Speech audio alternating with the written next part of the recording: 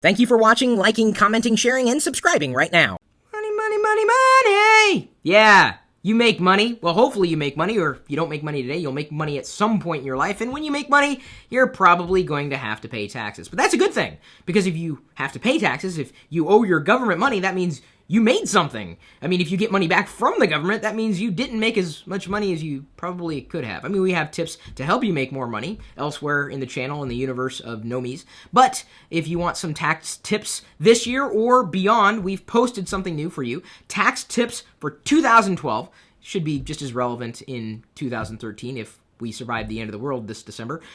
Maybe people who haven't paid their taxes hope that the world ends at the end of the year, so that they don't have to pay next year's taxes. So, if you're a procrastinator, and I bet I've got a few of those in my audience, we've assembled a few tips and guidelines to really help you get through this tax season and better prepare yourself for next, including one, just like what my parents talked about yesterday, setting a budget, being financially responsible. Setting that budget is not difficult. You find your groove and you stick with it, and you're going to find yourself a little happier about it. You won't get so stressed out at the end of the year. And I know procrastinators are famous for not doing anything until the last minute, but something you can do to better prepare yourself is scan your paperwork every step of the way.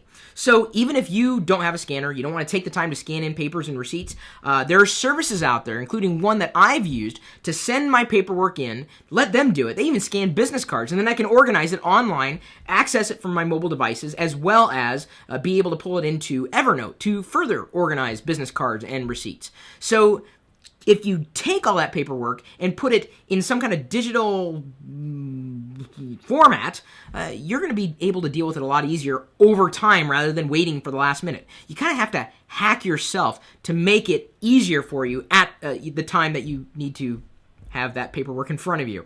Using online tax preparation services is still a good way to go. My dad recommended that as well. Of course, if you're someone who's a little concerned that you're not getting as much bang for your buck, you could ask a certified public accountant, and as long as they're able to give you good advice and they don't get you audited, I think you're going to find yourself happier and potentially have a few more dollars in your pocket.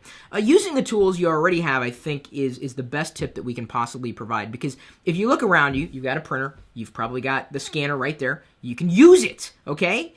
You've got the computer. You can use web-based tools. You can use a software that's downloadable to your desktop, whatever operating system you happen to use. Tax time doesn't have to be stressful if you use technology.